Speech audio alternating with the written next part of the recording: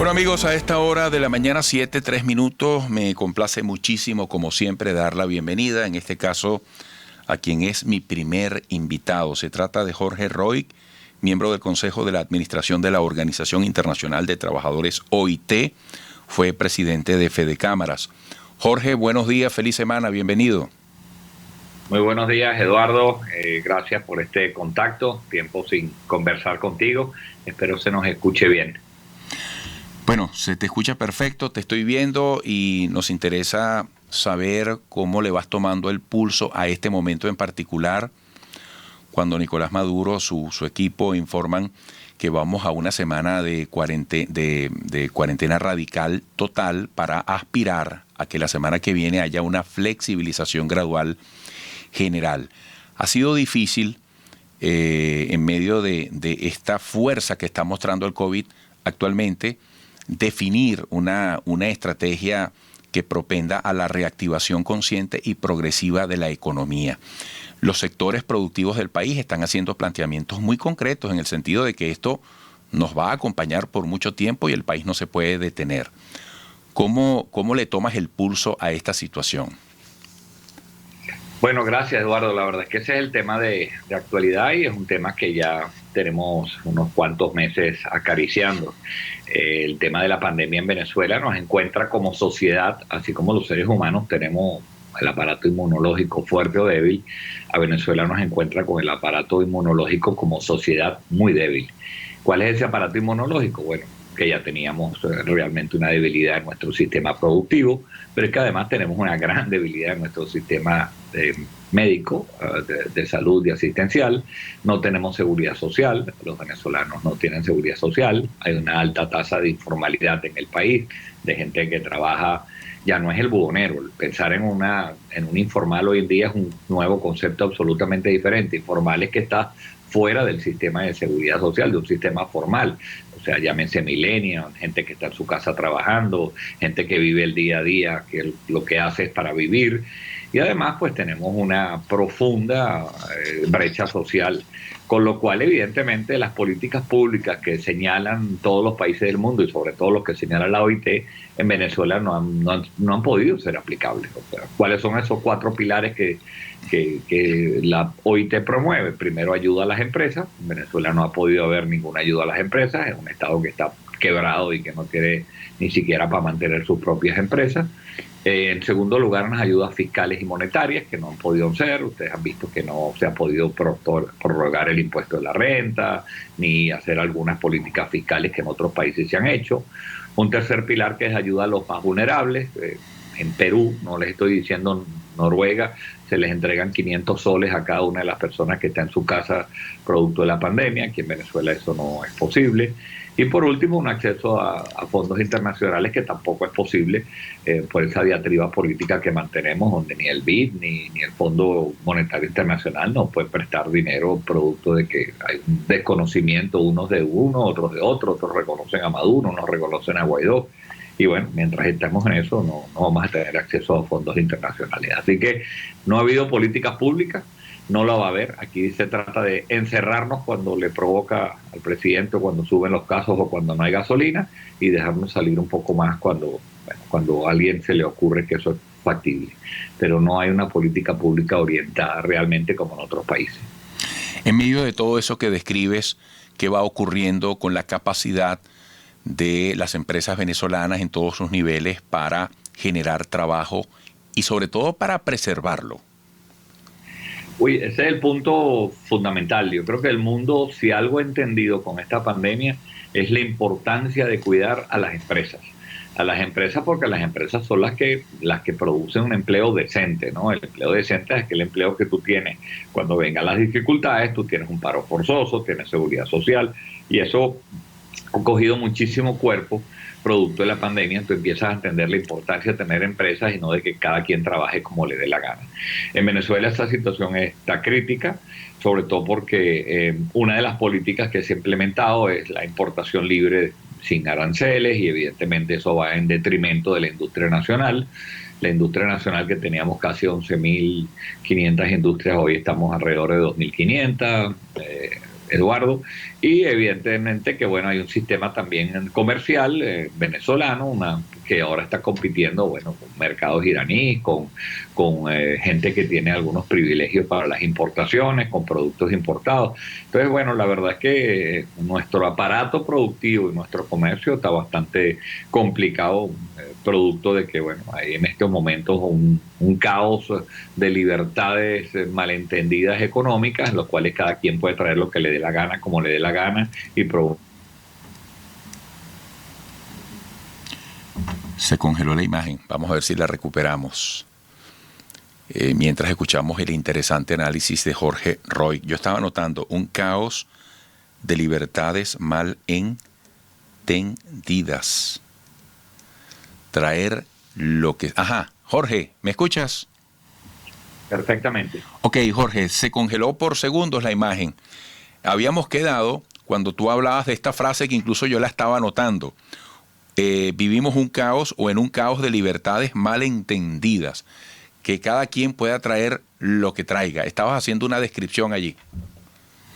Sí, bueno, porque esas dos frases son, siempre hemos pedido los empresarios que tengamos libertad de mercado, y eso evidentemente que es el desideratum de los empresarios venezolanos, pero una cosa es tener libertades como una política instrumentada y otra cosa es que cada quien haga lo que le dé la gana sin un Estado que intervenga. En estos momentos, Eduardo, el gran grueso, primero de las divisas y segundo de la economía que se maneja en el país es absolutamente privada. Esa vieja prédica de que los empresarios privados éramos parásitos del gobierno, ahora es al revés. Yo creo que el gobierno es el parásito del sector privado, ¿no? Todas las pocas divisas que circulan en la economía nacional, que pueden ser alrededor de 17.000 millones de dólares, una gruesa parte vienen del sector privado, bien sea por la inyección en dinero que después pueden sacar, no es solamente bodegones, y después empiezas a encontrar algunos cauchos y empiezas a encontrar repuestos, pero eso es todo sector privado. Lo pocas divisas que el gobierno puede meter al sistema simplemente son por un oro que nadie sabe cómo se comercia, cómo entra ese dinero al país, y que lo usa fundamentalmente el gobierno para sus programas asistenciales como el CLAP y las nóminas, ¿no? Entonces el petróleo no está produciendo dinero neto, así que estamos viviendo un poco de la economía privada, y eso te da a entender a una nueva relación que está teniendo el gobierno con el sector privado, que no le queda otro remedio que, bueno, que decir, no como en mi época que ustedes son mis enemigos y la guerra económica, sino que ahora son los únicos que están manteniendo la economía venezolana. Qué interesante eso que estás destacando, porque hay distintas etapas históricas y a ti te tocó hacer referencia en tus tiempos como presidente de Fede Cámaras, enfrentar muy directamente ese mensaje de la guerra económica. Después vino el tema del bloqueo, las sanciones y toda esta cosa dentro del verbo. ¿Qué puede venir, Jorge Roy? ¿Qué puede venir en la dinámica de la economía venezolana sobre la base de todo lo que estás tocando? ¿Hasta dónde puede llegar, entre comillas, la flexibilización de la gestión de Nicolás Maduro hasta por razones de sobrevivencia? Más flexibilización, desestatización o procesos de privatización en la medida en que el Estado comprenda que no puede asumir el peso de aquello que asumió. ¿Qué puede venir en esta dinámica que, como tú lo has dicho, de alguna manera va espontáneamente tomando forma de acuerdo con las circunstancias, ¿no? Tú acabas de señalar dos aspectos que yo creo que van a ocurrir independientemente cuál sea el gobierno, ¿no? Evidentemente que yo soy de los que creen que para que haya un cambio económico profundo en este país y podamos salir de la crisis tiene que haber un cambio político, pero no porque me guste más Maduro, menos Maduro, yo ya eso está para mí superado. Evidentemente mi posición política es bastante clara. Mi tema es que no puede generar confianza el gabinete del señor Maduro. El señor Maduro no es capaz de venderle a nadie las bondades del limón. O sea, él habla y la gente, los empresarios no reconocen esas señales, ni el mundo internacional reconoce esas señales. Entonces tiene que haber una recuperación de la confianza, y sin eso vamos a seguir un país que va a ir, bueno, poco a poco siendo menor de lo que éramos como economía. Hoy en día somos del tamaño de Bolivia, Eduardo, y probablemente, pues, si sigue pasando el tiempo, seremos del tamaño de Haití. Somos una economía 50.000 millones de dólares de Producto Interno Bruto cuando llegamos a ser una economía de 300.000 millones de dólares. Y la noticia es que nos tenemos que acostumbrar a vivir en ese país. O sea, que el que piense todavía que somos un país donde tú podías producir con unas plantas industriales o con productos para una economía de 300.000 millones de dólares está perdido. Somos un mercado pequeñito y una reducción de la demanda brusca, radical, en las cuales tenemos que empezar a vivir como podemos encontrar esos nichos en los cuales evidentemente los hay. Me preocupan mucho las encuestas en COVID, donde hablan que el 80% de la población venezolana es pobre, entonces también eso reduce más aún la demanda. Ya no es que somos un país de 50.000 millones de dólares, sino que además eso está muy concentrado en algunas manos. Y lo que sí va a ocurrir, y lo creo, con eso termino esta intervención, es que sí va a haber algunos traspasos para el sector privado. Quizás no al sector privado que a mí me gustaría, al que está más preparado en el país, quizás un sector privado mucho más amigo del gobierno, pero ese tipo de transferencias está ocurriendo, Eduardo, y creo que va a seguir ocurriendo. Yo creo que el gobierno se ha dado cuenta que no es capaz de manejar ni siquiera un mirador en Coro para que eso sea rentable. Entonces, yo creo que sí está traspasando, están ocurriendo algunos procesos en los cuales ojalá que se adelante mucho más, sobre todo en el sector petrolero, que yo creo que pudiera ser todavía la locomotora de un relanzamiento o por lo menos de un arranque productivo importante, que se empiecen a dar concesiones privadas. Jorge, quiero aprovechar tu interés, tu lucidez, tu seguimiento permanente a la situación integral del país para que al regreso comentes desde lo personal tu posición, cómo tomas este anuncio de las organizaciones políticas de oposición que dicen que no se debe ir al 6 de diciembre. Yo creo que eso también es muy importante, es un asunto que nos tiene que interesar, que nos tiene que preocupar a todos los venezolanos. Así que tu análisis, por favor, al regreso. Jorge Roy con nosotros a tiempo.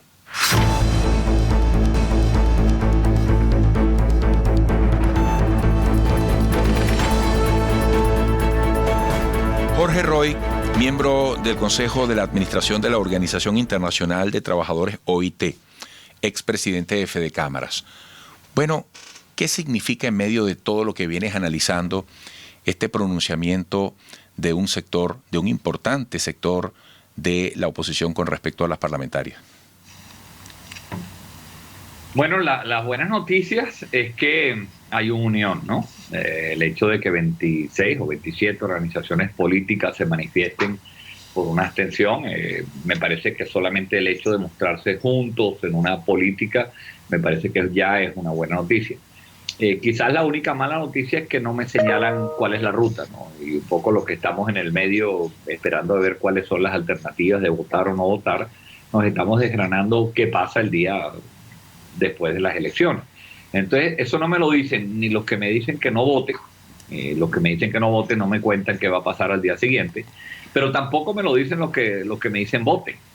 Y estamos en una disyuntiva en estos momentos, Eduardo, bueno, bien compleja, porque a los que nos gusta un sistema electoral, que tuviéramos las condiciones para votar, evidentemente que estamos inclinados a creer en las condiciones que esos 26 partidos suscriben, que con mucho detalle por primera vez señalan todas las trabas que hay para votar. Yo creo que esto es un mensaje muy poderoso para las fuerzas internacionales, para los aliados y también para la gente que está confundida.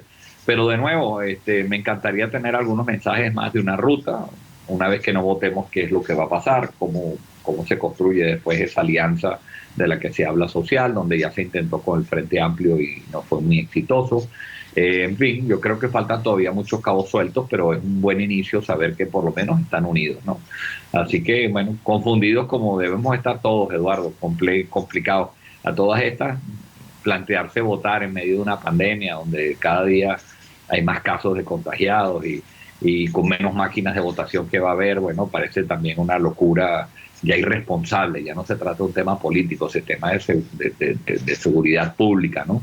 Entonces, bueno, yo siento que todavía hay muchos cabos sueltos y prefiero, antes de pronunciarme, esperar los acontecimientos de los próximos días a ver qué va a pasar. Jorge, decía Felipe Capozzolo recientemente que es muy complicado a estas alturas de los días pasados, de los días transcurridos, decirle a la gente quédate en casa y decirle al empresario, al comerciante, cierra tu negocio. que el tema de la pandemia es de largo aliento y la economía no se puede paralizar. Se adelanta camino en el terreno de los necesarios acuerdos para establecer estrategias, más allá de lo que semanalmente informa el Ejecutivo, que si 7+7, 7x7, niveles, flexibilización, radicalismo. Se abona el terreno para que Venezuela tenga el aliento para ir al fondo de los esfuerzos que nos esperan. Como te dije al principio, lo que pasa es que estamos muy limitadas en nuestras políticas públicas, ¿no? Por las razones que te enumeré. Otros países pueden darse el lujo. Noruega, que es un país con la producción petrolera que tenía Venezuela, se puede dar el lujo de tener a su gente durante 2 años consecutivos sin hacer nada en su casa, porque hizo buen uso de su dinero, del producto del petróleo. En Venezuela no nos podemos dar ese lujo. Una encuesta de Mitofsky, que no es una encuesta nacional, sino internacional, señalaba que para la mayoría de los latinoamericanos en febrero la gran tragedia era, o su principal problema era la salud, ¿no? O sea, el contagiarse del virus. Yo te puedo garantizar que en Venezuela esta encuesta la haces y la gente está más preocupada de no comer a que de contagiarse. Y eso es un tema, bueno, que yo le he dicho en algunas entrevistas. Aquí la gente tiene mucho más miedo a morirse de hambre que morirse del coronavirus. Si tú empiezas a ver, apenas hay una flexibilización, la gente sale a la calle, quizás un poco irresponsablemente, no se han dado cuenta de lo que esta pandemia, lo seria que es, pero es que también tu alternativa es quedarte en una casa y no comer o no trabajar. Entonces es una tragedia terrible, porque nosotros, la opción está salir a la calle y contagiarte, pero vivir y ganarte un poco de dinero, o quedarte en tu casa y padecer de hambre o tener dificultades de todo punto de vista. Y bueno, son problemas muy serios. Yo creo que al final la gente está saliendo a la calle, apenas les da una pequeña libertad, y ahí estamos viendo un poco el aumento de contagios que está habiendo, donde ya llegamos a 900 casos diarios, y esto estoy absolutamente seguro que todavía no es el pico de los contagios que vamos a tener en Venezuela. Yo me refería concretamente, Jorge, en mi pregunta, a la necesaria compatibilidad, mínimos acuerdos, coordinaciones que debe haber entre el sector público y privado para conducir un proceso gradual de reanimación de la economía. ¿En eso se trabaja conjuntamente entre el sector público y privado? Bueno, tengo que confesarte que por primera vez, tú sabes que uno de los casos que lleva en la OIT es la falta de diálogo social en Venezuela, y tengo que reconocerte que en las últimas semanas se ha convocado a Fedecámara, a Consecomercio y a Conindustria, a Miraflores, al sistema de gobierno, específicamente para delinear algunos pasos como lo que tú estás dibujando en estos momentos. Hasta la fecha no hay muchos acuerdos. Los acuerdos son en lo que el gobierno dice, un poco los empresarios tienen que hacerlo. No es verdad que haya un plan concertado entre todas las partes. La concepción que tiene el diálogo social, el gobierno, es bastante sui generis. Yo creo que esto tendría que ser un diálogo social entre los trabajadores, los empleadores y el gobierno. Eso no ocurre desde el punto de vista formal, pero están convocando, y eso es un buen primer paso que yo tengo que celebrar, y ojalá que con eso se puedan determinar un poco, oye, como tú dices, cómo establecer un plan que permita a las empresas seguir viviendo, con eso generar puestos de empleo y al mismo tiempo evitar que nuestra población se contagie, con las limitadas políticas públicas que, como te repito, tiene el gobierno. Esto no es Perú, o sea, no te estoy hablando de Finlandia. Perú tenía acceso a políticas públicas, Colombia tiene acceso a políticas públicas. En Venezuela el gobierno está absolutamente con las manos encerradas por esa debilidad fiscal, monetaria, económica que tiene nuestro país. Jorge, como siempre, interesante escucharte. Recibe un gran abrazo y espero que sea hasta pronto. Muchas gracias a ti, Eduardo. Encantado siempre estar contigo por este espacio de libertad donde uno puede expresarse. Mucho éxito. A ti, gracias por esta invitación. Igualmente, muchos saludos. Jorge Roig, miembro del Consejo de la Administración de la Organización Internacional del Trabajo, OIT, fue presidente de Fedecámara. Qué interesante conversación. Destaco cuando dijo, por primera vez en las últimas semanas se ha convocado a Fedecámaras, Conindustria y Consecomercio para delinear estrategias. Se está en ese esfuerzo y hay que celebrarlo, decía Jorge Roy. Amigos, regresaremos.